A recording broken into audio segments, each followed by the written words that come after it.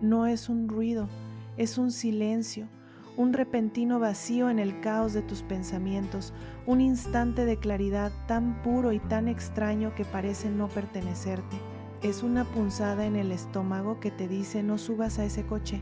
Es una imagen fugaz detrás de tus párpados de un amigo que no has visto en años, segundos antes de que su nombre ilumine la pantalla de tu teléfono. Lo llamas casualidad, presentimiento, una corazonada. Usamos palabras pequeñas, seguras, para describir un fenómeno tan vasto y antiguo que nos aterra nombrarlo. Pero en el silencio de la noche, cuando el mundo racional se duerme, tú lo sabes, sabes que no es casualidad. Sientes que es una especie de recuerdo, una herencia. Si sientes este eco en tu alma, es porque estás escuchando una de las historias más silenciadas y tergiversadas de la humanidad. No es la historia de monstruos y demonios, es la historia de nuestra sabiduría perdida, es la historia de las brujas. Y para entender el poder que hoy llevas dentro, primero debemos caminar entre las cenizas de sus hogueras.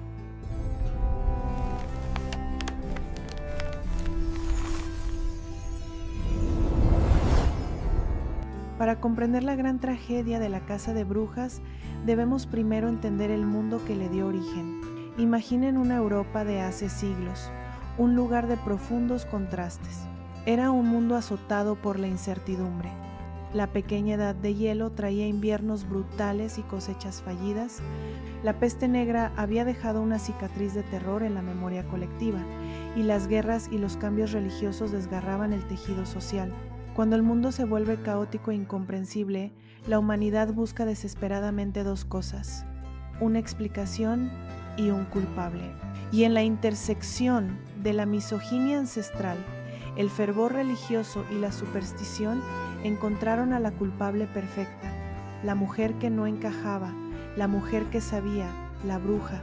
Y para darle a esta histeria un manual de instrucciones, en 1487 dos inquisidores alemanes, Kramer y Sprenger, publicaron un libro que se convertiría en uno de los textos más infames de la historia, el Malleus Maleficarum, el martillo de las brujas. Este libro no era solo un texto religioso, era un manual legal y una guía de tortura. Afirmaba cosas como toda malicia es pequeña en comparación con la de la mujer, y detallaba científicamente cómo las brujas robaban la virilidad de los hombres, causaban tormentas o entregaban a los niños al diablo. Este libro vertió gasolina sobre un fuego que ya ardía, dando a los ignorantes una justificación teológica para su odio y a los poderosos una herramienta para eliminar a sus disidentes. Viajemos a Pendle Hill, Inglaterra, 1612. Aquí la historia es aún más trágica porque se teje con la pobreza y la rivalidad. Conocemos a Demdike y Chattox, dos matriarcas ancianas y empobrecidas de familias rivales. Ambas se ganaban la vida como cunning folk o sabias, realizando curaciones, adivinaciones y vendiendo remedios. Eran la farmacia y el médico de los pobres. Pero una disputa familiar, una acusación de una maldición que causó una enfermedad, encendió una mecha. Bajo la presión de los magistrados y la promesa de clemencia, los miembros de sus propias familias, incluso sus nietos, testificaron unos contra otros. La historia de las brujas de Pendle nos enseña que el miedo y la desesperación pueden convertir a los vecinos en monstruos y a la sabiduría popular en un crimen capital. Ahora crucemos el océano hasta la colonia de Salem, Massachusetts, 1692. A menudo pensamos que fue solo sobre fanatismo religioso, pero fue mucho más. Fue sobre disputas de tierras, rivalidades entre la ciudad y el campo y sobre el trauma postraumático de las guerras con los nativos americanos. Todo comenzó con un grupo de chicas jóvenes que, quizás atrapadas en una sociedad puritana represiva, comenzaron a sufrir extraños ataques. La primera acusada fue Tituba, una esclava de origen caribeño. Su conocimiento de historias y prácticas espirituales de su tierra natal la convirtió en un blanco fácil y exótico. Su confesión, bajo coacción, abrió las compuertas a una histeria colectiva donde acusar a tu vecino de brujería podía resolver una vieja rencilla o permitirte adquirir sus tierras. Salem es el ejemplo perfecto de cómo el mal sobrenatural es a menudo una máscara para la codicia, el racismo y la histeria social muy humanas. ¿Y cuál era el denominador común de sus crímenes? Eran los dones que hoy anhelamos en secreto. La empatía profunda, la capacidad de sentir las emociones de otros como propias, era prueba de que una bruja podía manipular los corazones. La conexión con los animales, tener un gato o un cuervo como compañero los convertía en familiares demoníacos. La capacidad de entrar en estados de trance o meditación profunda era viajar al sábado. Cada juicio, cada tortura, cada ejecución no era solo el asesinato de una persona. Era una lobotomía cultural, un acto deliberado para extirpar la sabiduría intuitiva del cuerpo colectivo de la sociedad, especialmente del cuerpo femenino. Se nos enseñó, a través del terror, que la lógica masculina era divina y la intuición femenina era diabólica. Y esa lección, queridos míos, la hemos llevado en los huesos durante generaciones.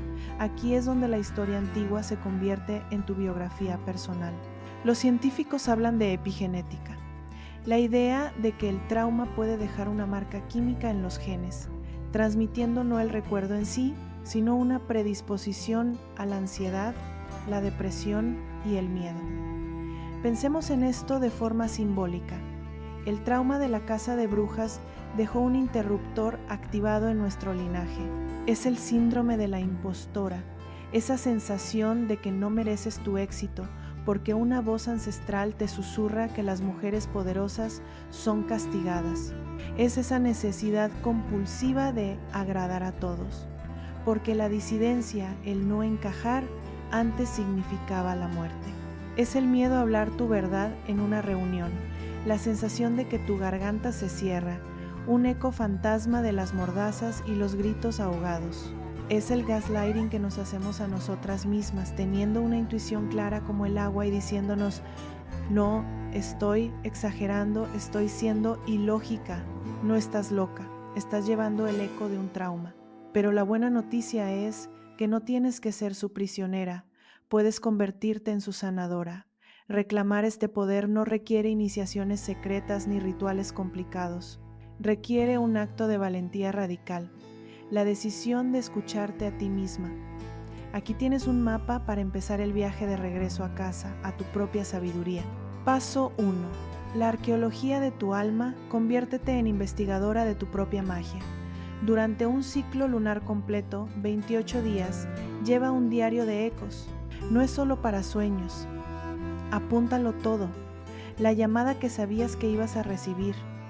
La sensación extraña que tuviste al entrar en una habitación, la frase que se te vino a la mente de la nada y que luego resultó ser el consejo perfecto, no lo juzgues, solo obsérvalo.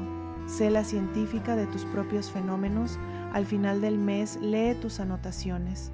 Te prometo que te sorprenderás, estás recolectando datos demostrándote a ti misma que esto es real. Paso 2. El ritual de la soberanía cortando los hilos del miedo. Este es un acto simbólico de liberación. Busca un momento en el que no te interrumpan. Enciende una vela, si lo deseas. Cierra los ojos. Visualiza esos hilos de miedo, de duda, de silencio, conectándote con el pasado. Pueden sentirse pesados, pegajosos, fríos. Agradece a tus ancestras por el instinto de supervivencia que te transmitieron, por enseñarte a mantenerte a salvo. Diles en tu mente, gracias. Vuestra estrategia me mantuvo viva hasta hoy, pero vuestro peligro ya no es el mío. Vuestra guerra ha terminado. Ahora, visualiza unas tijeras de luz dorada en tu mano. Con intención y amor, corta cada uno de esos hilos. Siente el alivio, la ligereza. Exhala profundamente, liberando siglos de silencio. Paso 3. La alquimia cotidiana. Tejiendo una nueva realidad. Honrar su sacrificio significa vivir plenamente, usando los dones que a ellas les costaron la vida. Esto se hace en las pequeñas cosas. Confía en tu instinto al elegir un nuevo trabajo o una nueva pareja. Usa tu empatía para consolar a un amigo, pero también para establecer límites firmes con quienes te agotan. Si sientes una conexión con las plantas, crea un pequeño jardín en tu balcón. Si los sueños te hablan, empieza a pintar o escribir sobre ellos. Investiga el nombre de una mujer acusada de brujería en tu región o país de origen. Habla su nombre en voz alta. Enciéndele una vela. Al recordarla, reclamas una parte de tu propio linaje. Cada vez que eliges la intuición sobre la duda, estás reescribiendo el final de su historia. Nos han llamado brujas, arpías, locas, histéricas. Han intentado quemar nuestro poder, ahogarlo, silenciarlo, pero se equivocaron. No entendieron que nuestra magia no estaba en los calderos ni en los hechizos. Estaba en la sangre, en la tierra, en la luna, en el ciclo de la vida, la muerte y el renacimiento. No puedes quemar la sabiduría de la tierra. No puedes ahogar la fuerza de la marea. El legado de las brujas no es un cuento de terror, es una historia de supervivencia. Es la prueba de que incluso después del invierno más oscuro, la vida encuentra una manera de florecer de nuevo. Ellas no son fantasmas que nos acechan, son raíces que nos sostienen. La pregunta final, la única que importa, ya no es si tienes un don. La pregunta es, después de todo este tiempo, ¿tienes por fin el coraje de usarlo? En memoria de las incontables almas acusadas. Que su sabiduría florezca en nosotros. Comparte tu historia. Tu voz es parte de la sanación. Nos leemos en los comentarios.